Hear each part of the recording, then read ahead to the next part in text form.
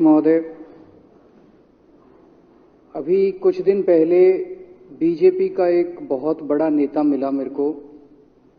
उससे काफ़ी लंबी चर्चा हुई मेरी, और उसने जो जो बातें बताई वो इतनी चौंकाने वाली थी कि आप सब सुनोगे तो रोंगटे खड़े हो जाएंगे।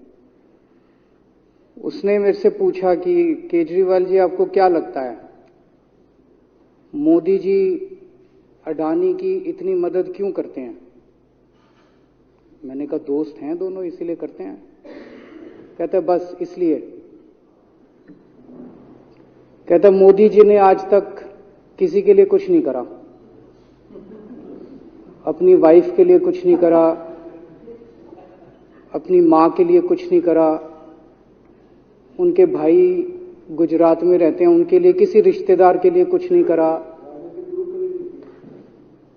राजनीतिक गुरु के लिए कुछ नहीं किया। वो अपने दोस्त के लिए इतना कुछ करेंगे, ऐसा कैसे हो सकता है? दोस्त पे इतने मेहरबान क्यों हैं?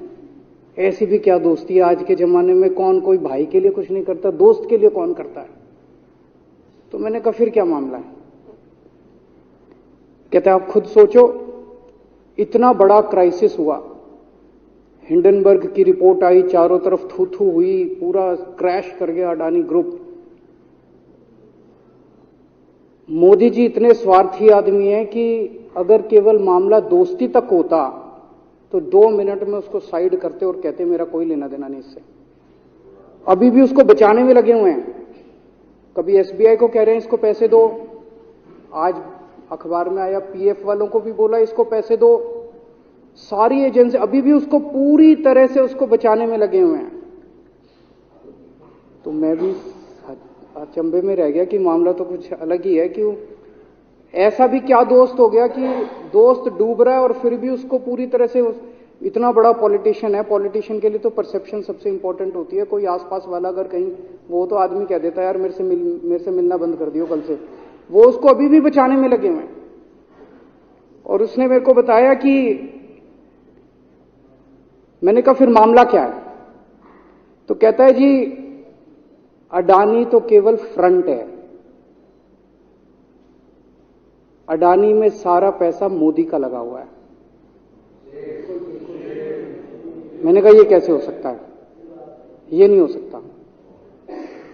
कहते हैं अडानी के अंदर सारा पैसा मोदी जी का लगा हुआ है, अडानी केवल फ्रंट है, अडानी तो केवल मोदी जी का पैसा मैनेज करता है, मैनेजर है।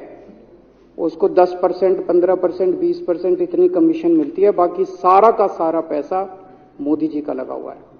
अगर कल को जांच हो गई, जेपीसी बैठ गई, ईडी की जांच हो गई, सीबीआई की जांच हो गई, तो अडानी नहीं डूबेगा, मोदी जी डूबेंगे। जिस दिन अडानी डूबा उस दिन मोदी जी डूबेंगे। मैंने कहा यार उनको पैसे की क्या जरूरत है? प्रधानमंत्री जी को, मोदी जी को, उनके ना आगे कोई ना पीछे कोई, उनको क्या पैसे की जरूरत है? तो कहता है सर पैसे की हवस होती है, लत होती है। कहता है इतने दुनिया में इतने बड़े बड़े अमीर आदमी हैं, उनको कोई अब और पैसे की थोड़ी जरूरत है, लगे पड़े हैं सारे, और पैसा और पैसा और पैसा। बोला हवस होती है। बोला जिस दिन अडानी दुनिया का सेकंड रिचेस्ट मैन बना था, अडानी दुनिया का सेकंड रिचेस्ट मैन नहीं बना था, मोदी जी दुनिया के सेकंड रिचेस्ट मैन बने थे। और अब मोदी जी का ख्वाब है, उनका सपना है कि वो दुनिया के रिचेस्ट मैन बनना चाहते हैं। प्रधानमंत्री तो बन गए, वो दुनिया के रिचेस्ट मैन बनना चाहते हैं।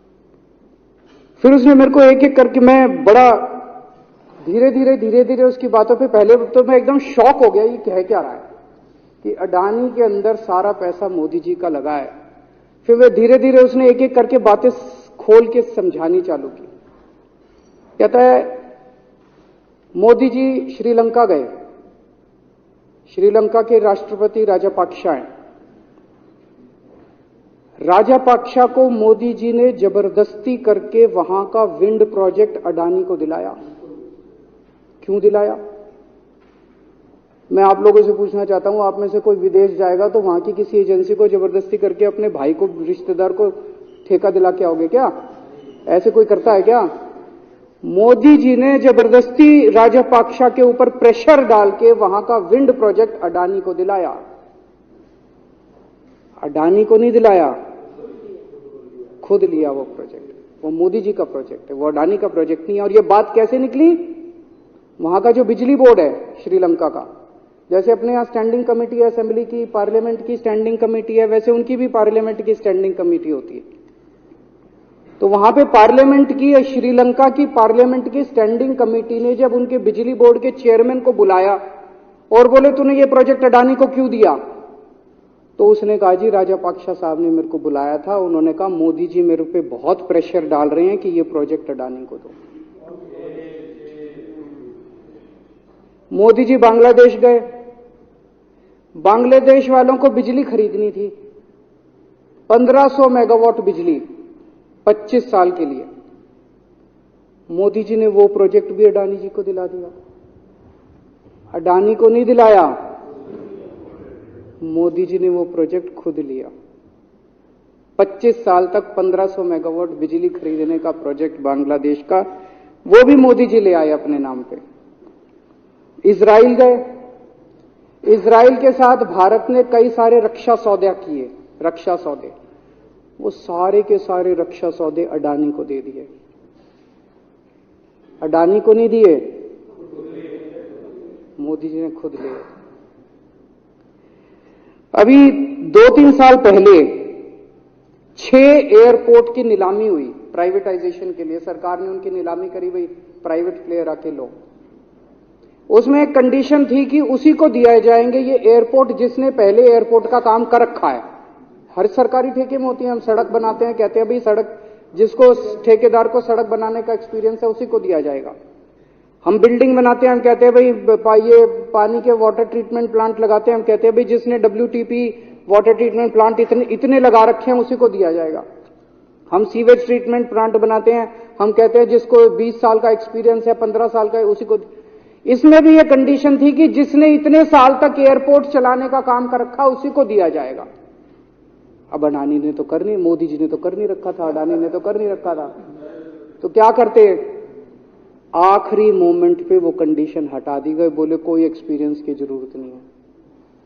6 एयरपोर्ट नीलामी पे थे, 6 के 6 एयरपोर्ट अडानी को दे दिए। अडानी को नहीं दिए, मोदी जी ने वो खुद 6 के 6 एयरपोर्ट खुद अपने नाम कर लिए। आज 2021 नवंबर में एयरपोर्ट टेक ओवर किए, 2023 1.5 साल हुआ है।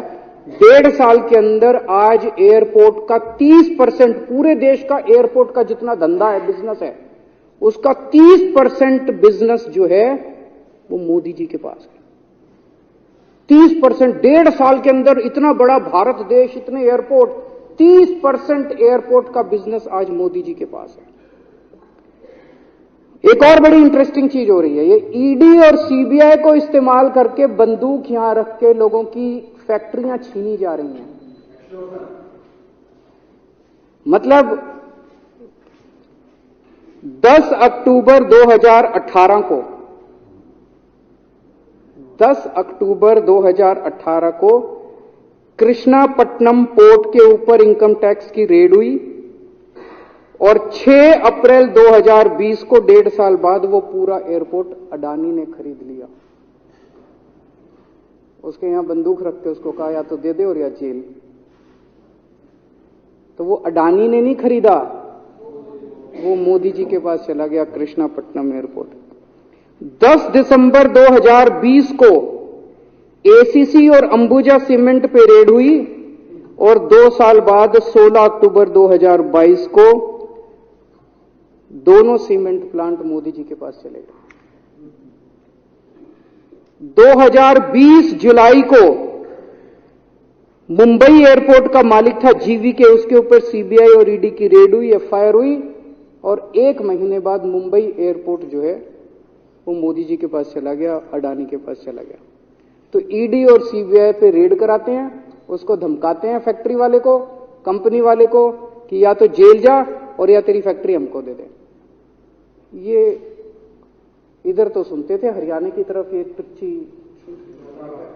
इधर इसकी फैक्ट्री भी छीन ली, पंजाब में भी सुनते थे इसकी भी फैक्ट्री छीन ली, इसकी पूरे देश के अंदर ये इतनी गुंडागर्दी मची पड़ी है कि ईडी की रेड करा देते हैं, सीबीआई की रेड करा देते हैं, यहां बंदूक रखते हैं और कहते हैं या तो फैक्ट्री दे दे और या जेल जा।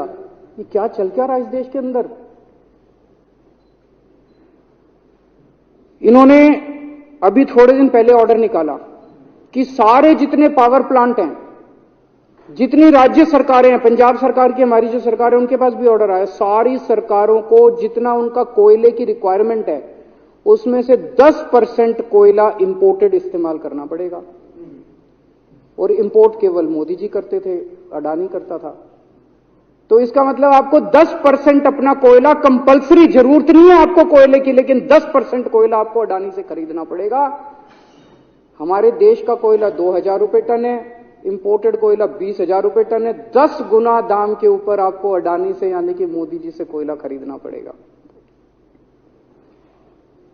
इन्होंने सुप्रीम कोर्ट का एक और, जब कोयला घोटाला हुआ था अपने देश के अंदर, तो सुप्रीम कोर्ट ने आदेश दिया था कि अब कोयले की खदानें किसी भी प्राइवेट वाले को नहीं दी जाएंगी, सारी खदानें सरकारें। तो इन्होंने कुछ खदानें राजस्थान सरकार को दे दी, कुछ खदानें छत्तीसगढ़ सरकार को, कुछ खदानें पंजाब सरकार को, सरकारों में बांट दी।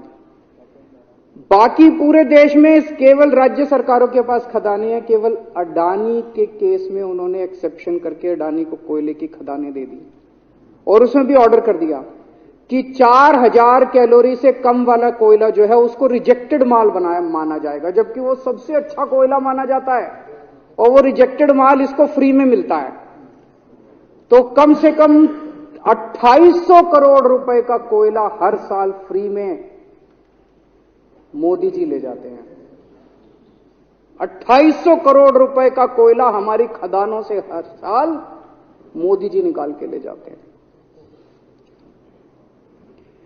2014 में, अभी जो अतिशी जी ने कहा, 2014 में अडानी जी की यानी कि मोदी जी की जायदाद 50,000 करोड़ की थी। 7 साल बाद इनकी जायदाद हो गई 11.5 लाख करोड़। मोदी जी इतना पैसा लेके कहां जाओगे? 11.5 लाख करोड़ रुपए की जायदाद, 7 साल में इतना लूट लिया आपने देश को। 2014 में 609 नंबर पे थे, अब ये सेकंड रिचेस्ट बन गए, अब रिचेस्ट बनना चाहते हैं ये तो। लेकिन कुदरत है, कुदरत तो बड़ी ताकतवर है। किसने सोचा था एक दिन हिंडनबर्ग रिपोर्ट आएगी और 24 घंटे के अंदर सारा तहस नहस हो जाएगा। 1947 से लेके 2014 तक 67 साल में भारत देश ने, सारी सरकारें जितनी आई सबने मिलके 55 लाख करोड़ रुपए का कर्जा लिया था भारत सरकार ने। 2014 से 2022 7 साल के अंदर 85 लाख करोड़ रुपए का कर्जा ले लिया, दुगने से भी ज्यादा। जितना 67 साल में लिया था उतना 7 साल में ले लिया। ये पैसा गया कहां? ये पैसा गया कहां? ये सारा इनकी जेब में गया। तो मैं जनता को कहना चाहता हूं, आप तो जीएसटी देते हो, अपने बच्चों का पेट काट के टैक्स देते हो, दूध पे, दही पे, हर चीज पे जीएसटी देखो। वो जीएसटी का पैसा जाता है जनता की उसमें खजाने में, वहां से वो जाता है अडानी के खजाने में और वहां से वो जाता है मोदी जी के खजाने में। दोनों हाथों से लूट मची हुई है, पूरे देश को लूट रहे हैं प्रधानमंत्री जी, मोदी जी पूरे दोनों हाथों से लूट रहे हैं। कोयला लूट रहे हैं, एयरपोर्ट लूट रहे हैं, सड़कें लूट रहे हैं, बिजली लूट रहे हैं, पानी लूट रहे हैं, कुछ नहीं छोड़ा, सब कुछ लूट रहे हैं। जितना कांग्रेस ने 75 साल में नहीं लूटा, उससे 10 गुना इन्होंने 7 साल के अंदर, 8 साल के अंदर लूट लिया देश को। अडानी का क्या रोल है इसमें? मोदी जी कम पढ़े लिखे हैं, उनको समझ नहीं है कि करना क्या। अडानी आके बताता है पैसा यहां लगा लो, इस देश में चलते हैं, वहां की ये कंपनी खरीद लेते हैं, ईडी को और सीबीआई को इसके पीछे लगा दो।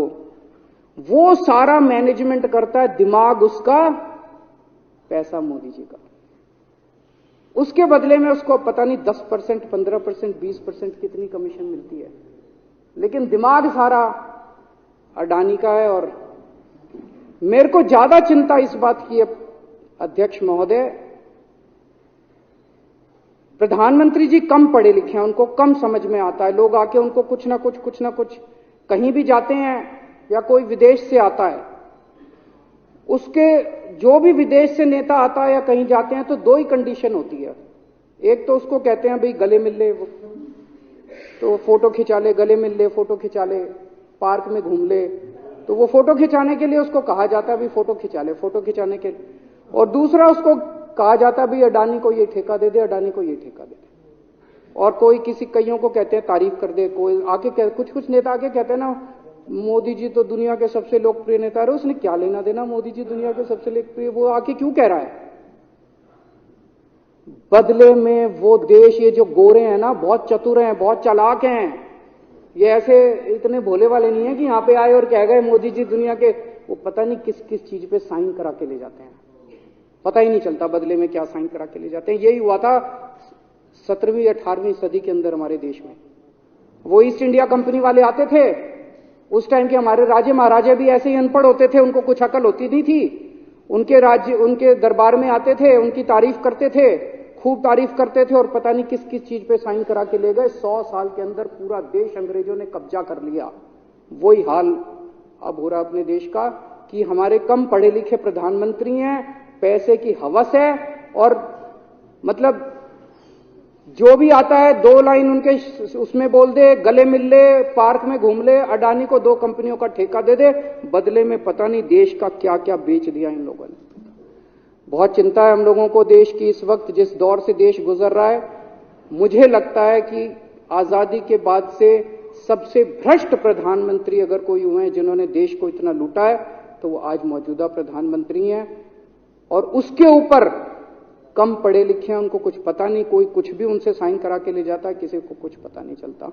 मैं संजीव झा के प्रस्ताव का समर्थन करता हूं।